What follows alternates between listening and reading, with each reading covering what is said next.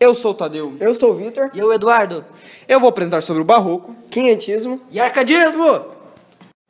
Você conhece o quinhentismo? Então, pessoal, o quinhentismo surgiu no século XVI, por volta de 1500, por isso ele é conhecido por esse nome. Quando ocorreu?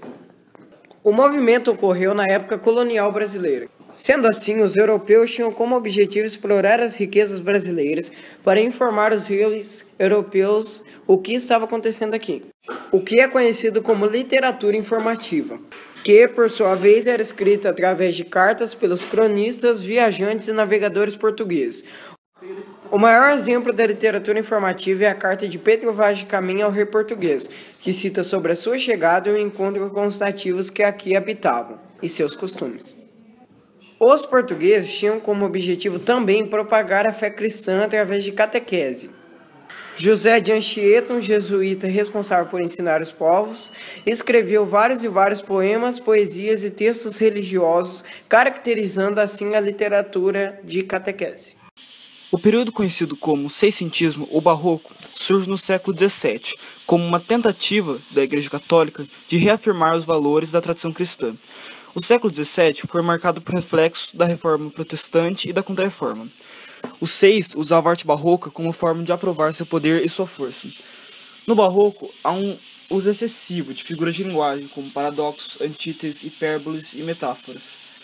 Também tem grande uso do cultismo e do conceptismo, onde os barrocos abusavam muito do jogo das palavras e de ideias ou conceitos. Os temas principais das artes barrocas eram a fugacidade da vida, morte, concepção do tempo como agente de morte, castigo, arrependimento, narração, erotismo, misticismo e o apelo à religião.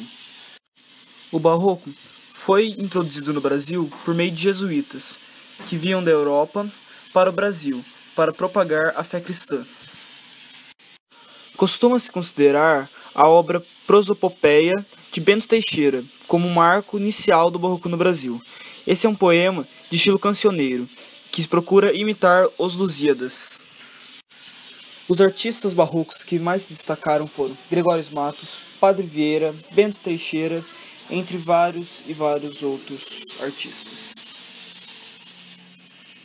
Você sabe o que é arcadismo? Arcadismo é uma escola literária que surgiu na Europa no começo do século XVIII, que ficou caracterizada pela valorização da vida bucólica, do campo e dos elementos da natureza. O arcadismo também era conhecido por setencismo. Mas por que ele era conhecido como setencismo? Porque surgiu no começo dos anos 1700, ou também era conhecido como neoclassicismo, devido aos interesses do retorno às tradições clássicas. Você sabia que o nome arcadismo se originou de uma região da Grécia Antiga, chamada Arcádia, onde supostamente era a morada do deus Pan? E voltou. Os escritores árcades buscavam o distanciamento da escola literária anterior, ou seja, o barroco, que era caracterizado por seus exageros e excessos. Mas isso vocês já viram no episódio anterior. Quem poderia ser um poeta árcade? Os árcades eram formados pela sociedade burguesa da época, que repudiava o comportamento selvagem da vida social da época, preferindo a simplicidade do homem natural como ideal da vida, conforme representou o filósofo Jean-Jacques Rousseau.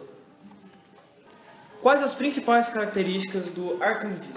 Estão obras inspiradas em modelos clássicos greco-latinos e renascentista, influência da mitologia pagã e da filosofia francesa, poetas simples e humildes, que era conhecido como pastoralismo, busca por valores da natureza, nativismo, narrativa em tom confessional, espontaneidade dos sentimentos, exaltação da pureza, beleza e ingenuidade. Mas quando foi que o arcadismo chegou no Brasil? O arcadismo no Brasil surge em meados do século XVIII, no auge do Círculo de Ouros em Minas Gerais e no período máximo da difusão dos pensamentos iluministas pelo mundo. No Brasil, o arcadismo teve como marco inicial a publicação de obras poéticas do escritor Cláudio Manuel da Costa, em 1768, a fundação da Arcádia Ultramarina em Vila Rica. Os principais escritores brasileiros desse período são Cláudio Manuel da Costa, Santa Rita Durão, Basílio da Gama e Tomás Antônio Gonzaga. Fim, pessoal. Agora iremos para o barroco. Epa!